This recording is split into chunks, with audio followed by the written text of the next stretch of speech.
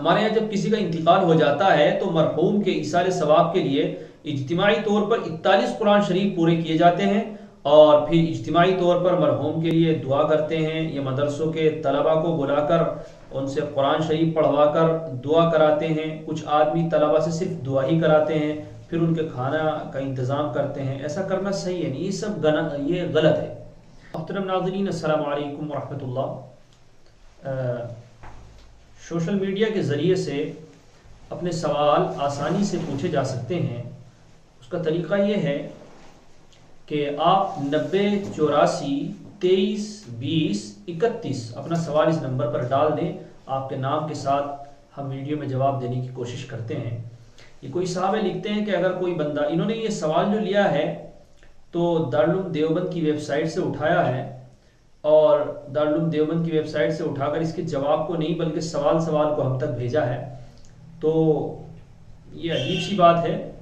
جب دارالفتہ پہ آپ نے وزٹ کیا ہے تو آپ کو وہی جواب لکھا ہوا ہے، اسی پر عمل کر لینا چاہیے، کیونکہ سوال معلوم کرنے کا مقصد اپنی ضرورت کا حل ہونا ہے. وہاں سے ضرورت حل ہو گئی ہے تو آپ کو ادھر نہیں بھیجنا چاہیے تھا، لیکن لکھا ہے. بہرحال اگر کوئی بندہ کسی جائز جگہ نوکری کرنا چاہتا ہے اور نوکری کے حساب سے بندہ مکمل تجربہ صلاحیت رکھتا ہے اور کام کے اعتبار سے ایماندار بھی ہو، امانت دار بھی ہو، لیکن رشوت کا کیونکہ معاملہ ہے، رشوت دینے کی حیثیت کنڈیشن طاقت نہیں رکھتا ہے، تو کیا بندہ چوری کر کے رشوت کے پیسے جمع کر سکتا ہے؟ بالکل جائز نہیں ہے. آپ کو یہ اس پر بھی لکھا ہوا ہوگا، یہ طریقہ جائز ہی نہیں ہے.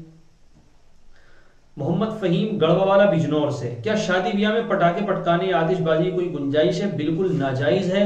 جو لوگ ایسا کر رہے ہیں شادی بیاہوں پر اور جب بارات آتی ہے اس کے استقبال میں پٹاخے پٹا رہے ہیں، یہ اپنی آخرت خراب کر رہے ہیں. ان کو رکنے کی ضرورت ہے، نہیں تو اللہ کے یہاں ان کو بہت حساب دینا پڑے گا. ایک اور کوئی ساتھی سوال لکھتے ہیں کہ اگر کوئی رکوع یا سجدے میں قرآن مجید پڑھ لے تو کیا نماز ہو جائے گی یا اس پر سجدہ سہو واجب ہوگا؟ نماز ہو جائے گی، سجدہ سہو واجب نہیں ہوگا. اسی طرح ایک اور ساتھی لکھتے ہیں ایئرپلین میں ٹرین میں نان ویج کھانا کیسا ہے؟ دیکھیے، اس میں جو مسلمان اور حلال کھانے والے لوگ ہیں ان کو بچنا چاہیے، کیونکہ اس کا صحیح علم نہیں ہوتا ہے. اور حدیث میں ہے دع ما یریبک الی ما لا یریبک، کہ جب آپ کو کوئی چیز شک میں ڈال رہی ہو تو آپ اس چیز کو چھوڑ دیں اور جو چیز شک سے بچانے والی ہے اس کو اختیار کر لیں. لہذا ویج کھانا کھانا چاہیے. زاہد حسین ککرالہ سے لکھتے ہیں ہمارے یہاں جب کسی کا انتقال ہو جاتا ہے تو مرحوم کے ایصال ثواب کے لیے اجتماعی طور پر 41 قرآن شریف پورے کیے جاتے ہیں اور پھر اجتماعی طور پر مرحوم کے لیے دعا کرتے ہیں. یہ مدرسوں کے طلباء کو بلا کر ان سے قرآن شریف پڑھوا کر دعا کراتے ہیں. کچھ آدمی طلباء سے صرف دعا ہی کراتے ہیں، پھر ان کے کھانا کا انتظام کرتے ہیں. ایسا کرنا صحیح ہے نہیں، یہ سب یہ غلط ہے. اس طرح سے بیٹھ کر کے اجتماعی قرآن پڑھنا اور 41 قرآن پڑھنا یہ عجیب سی بات ہے اور اس کو ترک کرنے کی ضرورت ہے، چھوڑنے کی ضرورت ہے.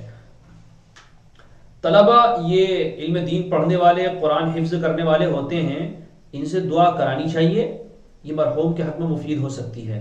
آگے لکھتے ہیں کہ ایصال ثواب کا صحیح طریقہ کیا ہے؟ دیکھیے، سب سے پہلے تو یہ ہے کہ اصل جو ہے وہ مغفرت کی دعا کرنا، کیونکہ احادیث کے اندر آیا ہے کہ اپنے مرحوم کے لیے مغفرت کی دعا کرو، استغفار کرو اور اپنا اللہ سے کہو کہ اللہ میرے فلاں مرحوم کی مغفرت فرما دے.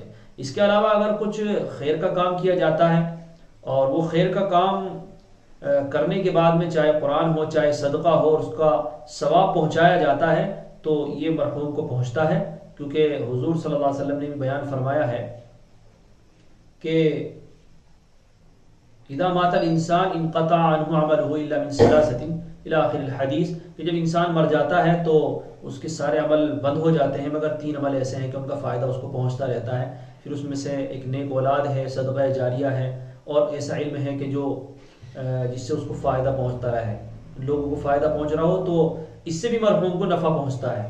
تو اس کا مطلب یہ ہے کہ یہ چیزیں جو ہیں نفع کا ذریعہ بن سکتی ہیں، لہٰذا آپ کسی بھی خیر کے کام کا ایصال ثواب کر سکتے ہیں. محمد سہیل شاہد لکھتے ہیں مفتی صاحب عدت کتنی قسم کی ہے؟ مفتی صاحب یہ والا ویڈیو ضرور ڈالیے. عدت 2 طرح کی ہوتی ہے، ایک طلاق کی عدت ہوتی ہے، ایک وفات کی عدت ہوتی ہے. اور وفات کی عدت وہی 4 مہینے 10 دن ہے، اور طلاق کی عدت جو ہوتی ہے وہ اگر عورت کو ماہواری کا خون آتا ہے تو وہ 3 حیض ہوتے ہیں، اور اگر خون نہیں آتا ہے تو پھر 3 مہینے عدت ہوتی ہے۔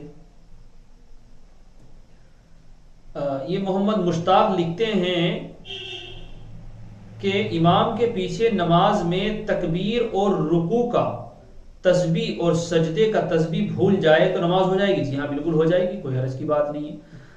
یہی ایک اور دوسرا سوال لکھتے ہیں کہ امام کے پیچھے یا بغیر امام کے نماز میں تکبیر اور رکوع کی تسبیح اور سجدے کی تسبیح پڑھنے میں بغل والے آدمی کو آواز چلی جائے، یعنی اتنی زور سے پڑھا ہے، تو بھی کوئی حرج کی بات نہیں، نماز ہو جائے گی۔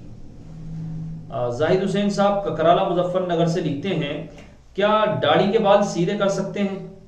میری داڑھی کے بال گھنگرالو ہیں، پریشانی ہوتی ہے، دقت ہوتی ہے، تو آپ کرا سکتے ہیں۔ عبدالصمد صاحب بھوپال سے لکھتے ہیں، مفتی صاحب عرض یہ کرنا ہے کہ جانور کا خون کپڑوں پر لگ جائے تو نماز ہو جائے گی ان کپڑوں سے؟ جانور کا خون اگر اتنا لگ گیا ہے کہ جو 1 درہم کے بقدر ہے، یعنی جو ہتھیلی کی گہرائی ہے اس کے بقدر اگر لگ گیا ہے، تو پھر ان کپڑوں میں نماز جائز نہیں ہوگی، اس کو دھونا چاہیے، اس لیے کہ دم مسفوح ہے اور یہ ناپاک ہوتا ہے۔ تو یہ کچھ سوال تھے جو ہمیں موصول ہوئے، جن کے جواب دے دیے گئے ہیں۔ آپ بھی بلا جھجک کسی بھی ویڈیو پر ہماری کمنٹ باکس میں آپ اپنا سوال لکھ سکتے ہیں، پرسنل چاہیں تو آپ پرسنل 9084 23 20 31 ہمیں اس نمبر پر واٹس اپ کر سکتے ہیں، اور پھر ہمارے چینل پہ وزٹ کر سکتے ہیں۔ وہاں سے آپ کو جو یہ فرائیڈے کمنٹ باکس کے نام سے پروگرام ہوتا ہے، آپ پلے لسٹ میں بھی جا کر کے وہاں سے دیکھ سکتے ہیں، اور آپ کے سوال کا جواب وہاں آپ کو مل جائے گا۔